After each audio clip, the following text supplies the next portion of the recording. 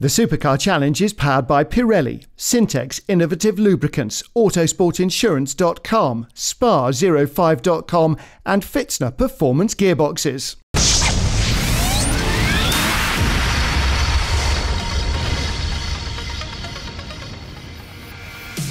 Hello and welcome to the circuit of Zolder, where awful weather plays a major part in the fourth round of the Supercar Challenge powered by Pirelli, continually changing grip levels, posing an extra challenge for the Supersport and Sport divisions. In this show we take a look at the highlights of Saturday's and Sunday's races, but we'll start with qualifying.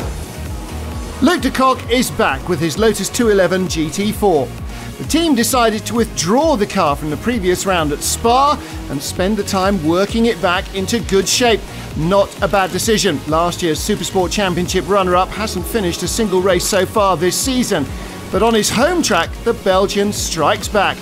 He takes pole for both races and is the only man to dive under the 1:39 mark, half a second quicker than anyone else in qualifying.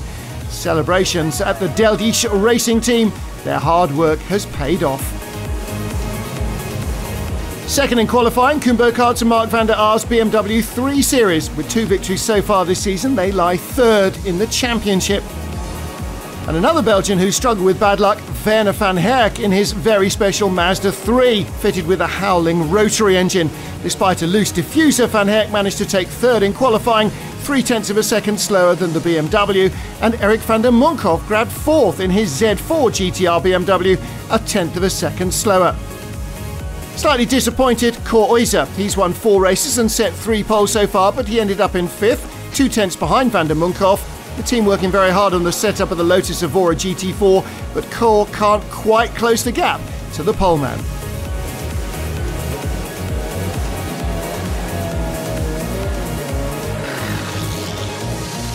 Another good driver to struggle in qualifying was Erik Kvik in the black and yellow EMG Motorsport M3 GTR.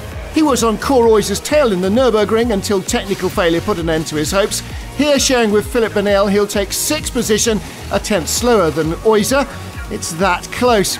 Let's see how it goes in the first race of the weekend with a tightly packed grid.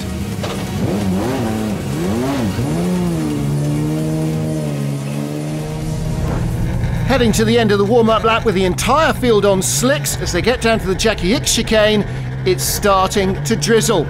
Cue an hour of unpredictable conditions. On board with Erik van der Munkhoff. There you can see right behind the black and yellow BMW and Cor Uyzer in that black Lotus Evora. Out to the final chicane and rushing down the start-finish straight. Van der Munkhoff with Luc de Kock on the left-hand side of the picture, Koen Boekarts on the right-hand side. And Van der Munkhoff losing the drag race. Werner van Herk in the blue Mazda holds third, and a huge handful from van der Munkhoff. Looks like he got a bump from behind, and he'll lose 4 early places. Well, the replay here from the rear-facing camera. Cor Uyzer dives to the inside, locks up, contact from both sides for van der Munkhoff. Erik Kvik goes off into the gravel. The EMG Motorsport team having to fix the BMW during the mandatory pit stops. Duct tape and wooden panels don't exactly do the trick to get the car back into perfect condition, but he's at least in the race. Ik dacht dat de Supercar Challenge sportief gereden werd, maar in de start totaal niet. Well, I thought the Supercar Challenge was renowned for fair racing, says Erik. This certainly wasn't the case at the start. They bumped into me 2 times, I got pushed off into the gravel. I had to go all the way to the far end to get out. My steering wheel was 90 degrees off, the rear end was crooked, the handling was horrible.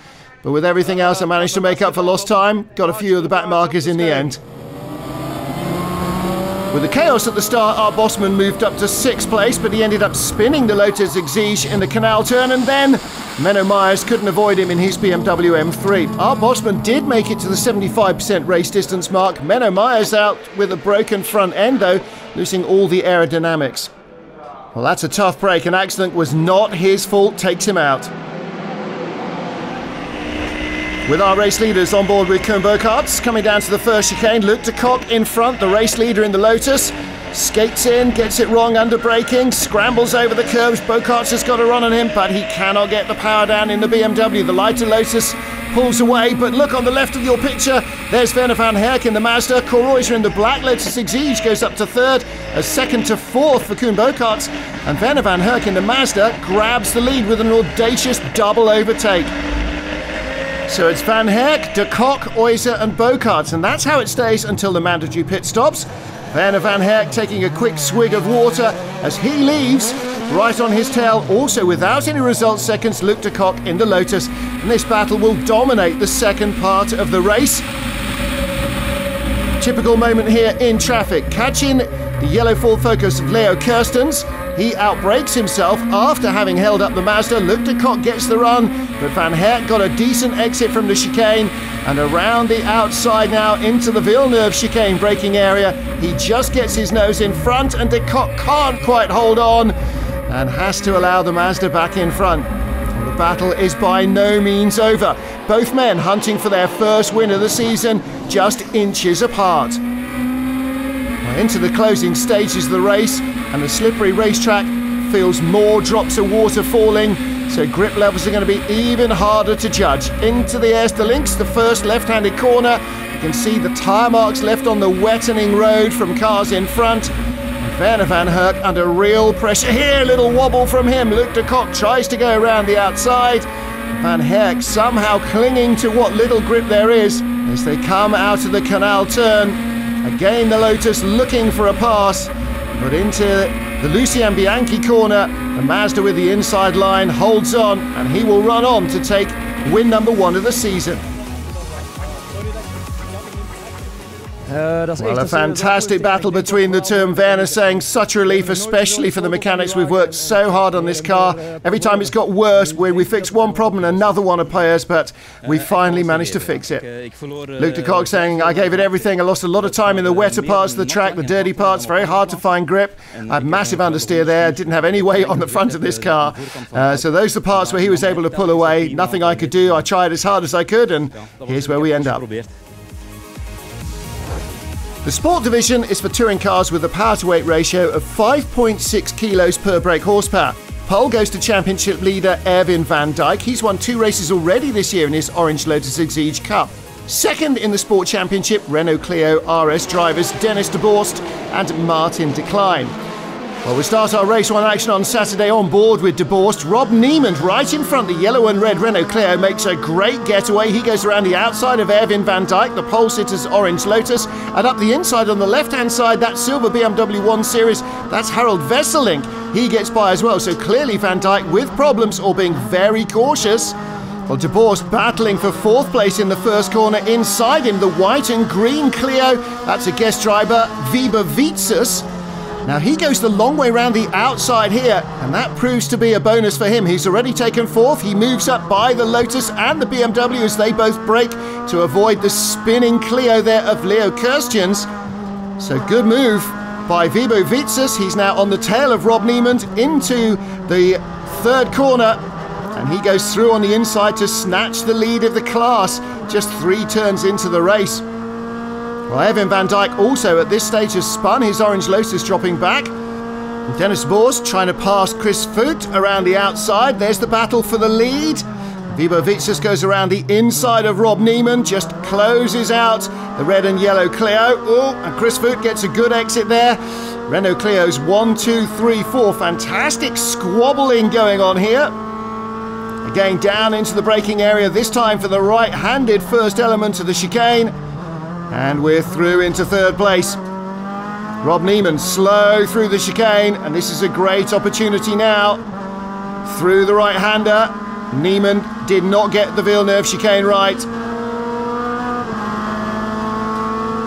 And down to the Jochenrindt curve, we're looking for 2nd place, and through on the inside he goes. Fantastic opening action. Well, after the mandatory pit stops, result seconds have had their effect. Rob Niemand is down to 6th. Erwin van Dijk in the Orange Lotus in front of us is 7th, recovering from his poor start.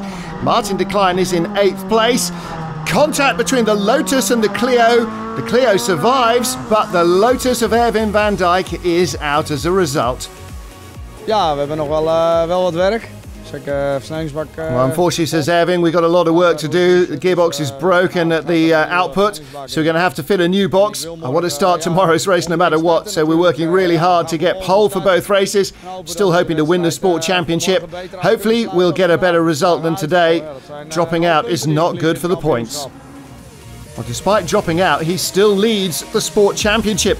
Race winner Harold Wesselink in front of Maurits and Wesley Carranza, Teun Rutgers claiming third. It's raining for race 2 of the Supersport and Sport divisions. The slicks will stay on the trolleys, the Pirelli full wets fitted to the cars.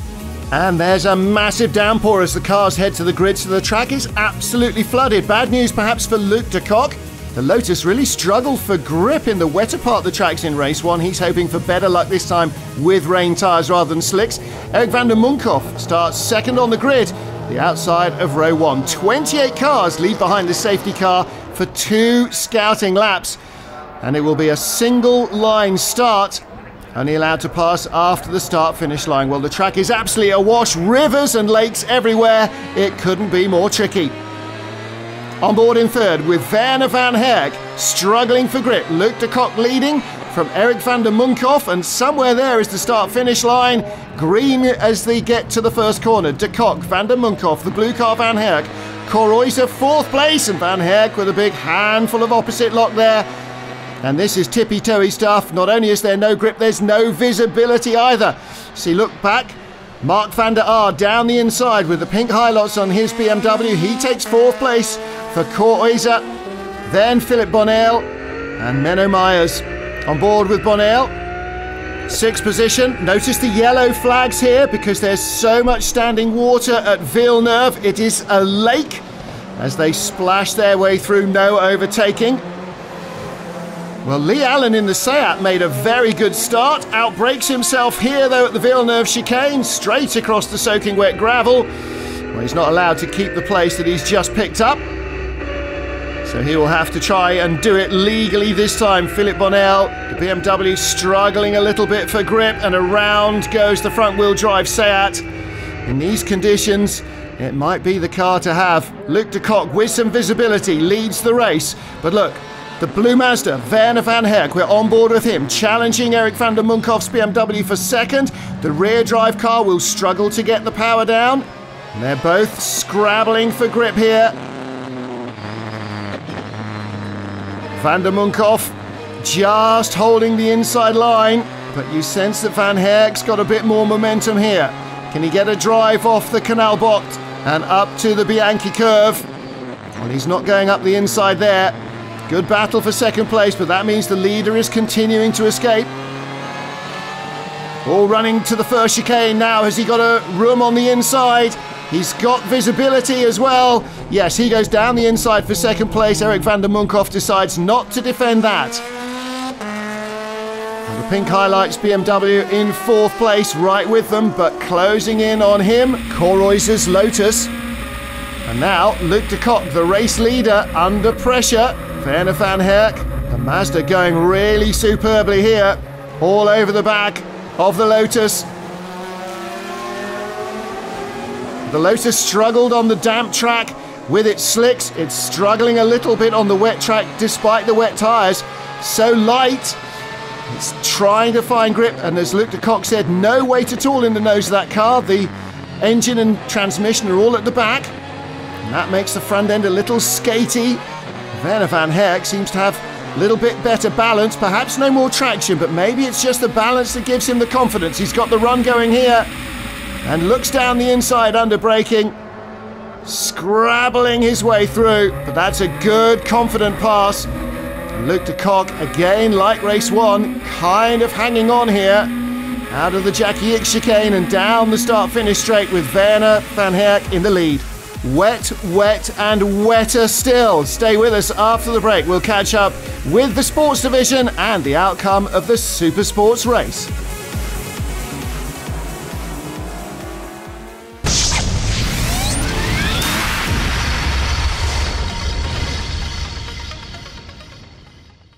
The Supercar Challenge is powered by Pirelli, Syntex Innovative Lubricants, Autosportinsurance.com, Spa05.com and Fitzner Performance Gearboxes.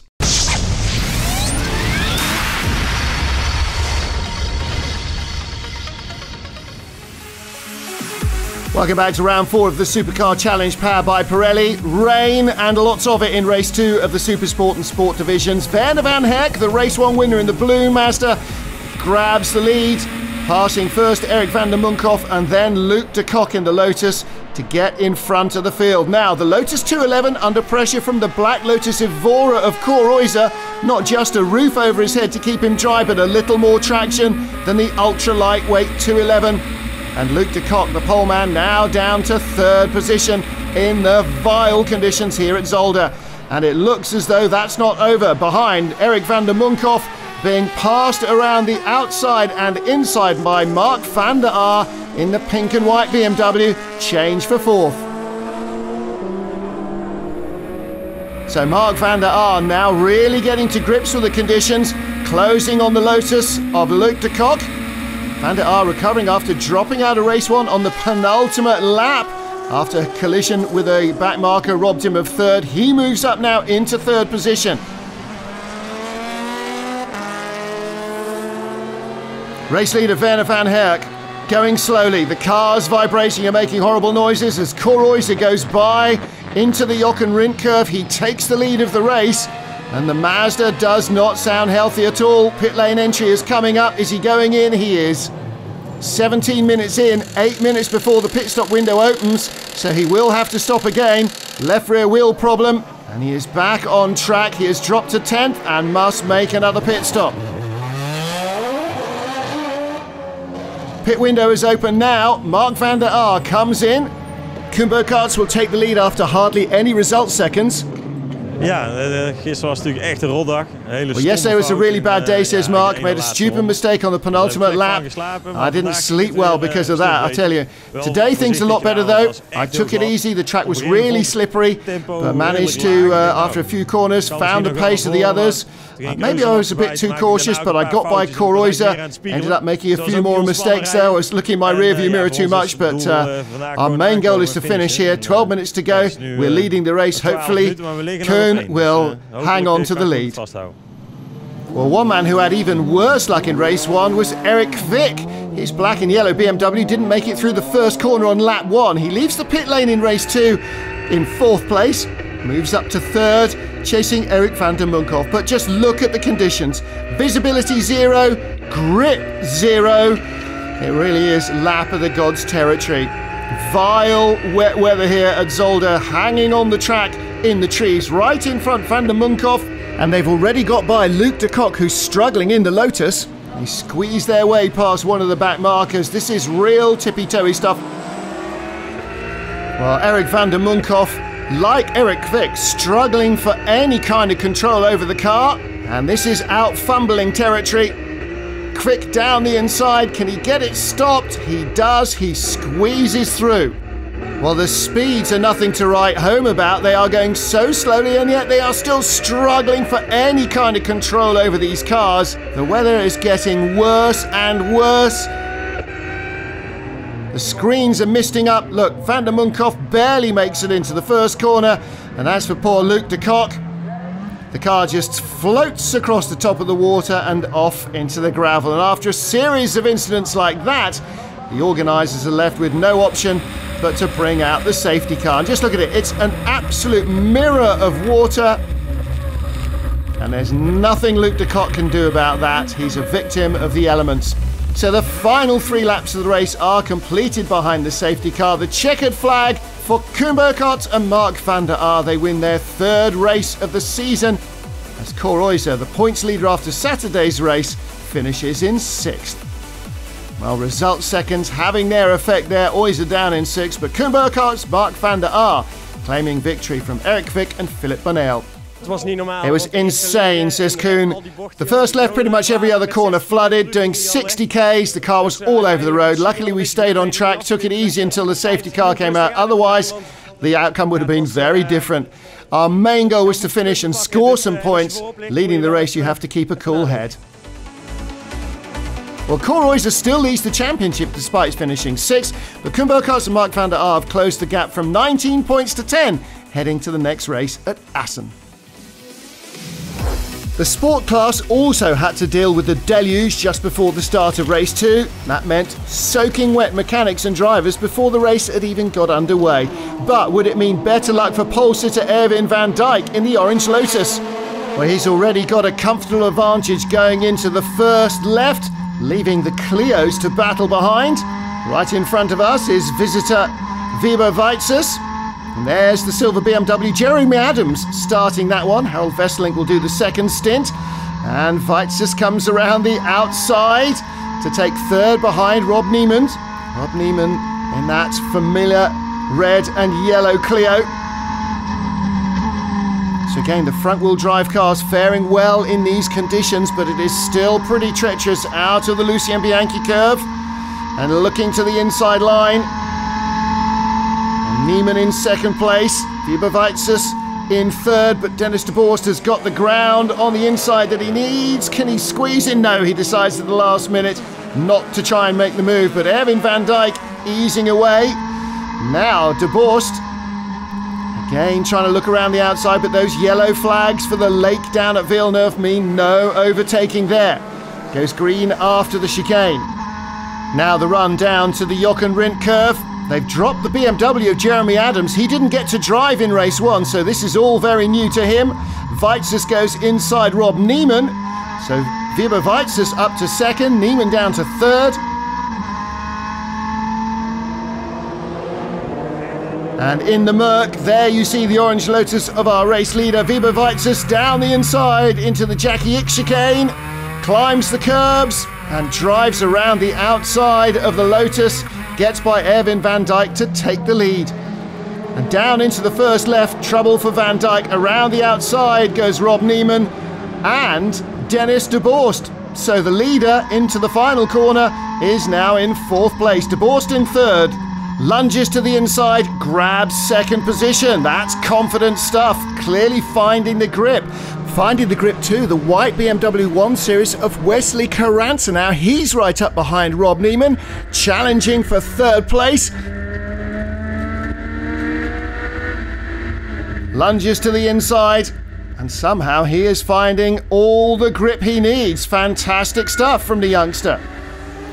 Vibo Weizsäß dropped out of race one after colliding with Bert van der Broek, a daring move that didn't turn out quite as he'd hoped. Now he claims revenge by beating every other sports class competitor in the pouring rain at Zolder.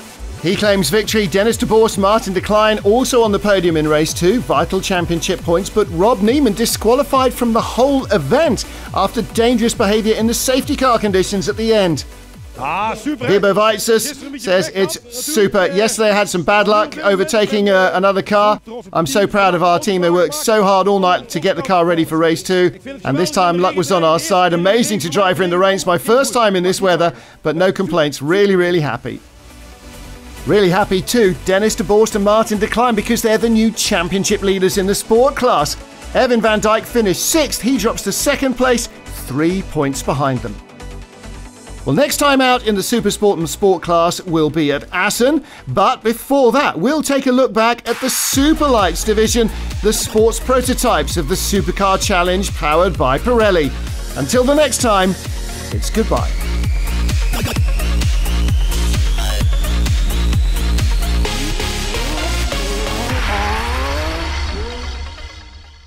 The Supercar Challenge is powered by Pirelli, Syntex Innovative Lubricants, Autosportinsurance.com, Spa05.com and Fitzner Performance Gearboxes.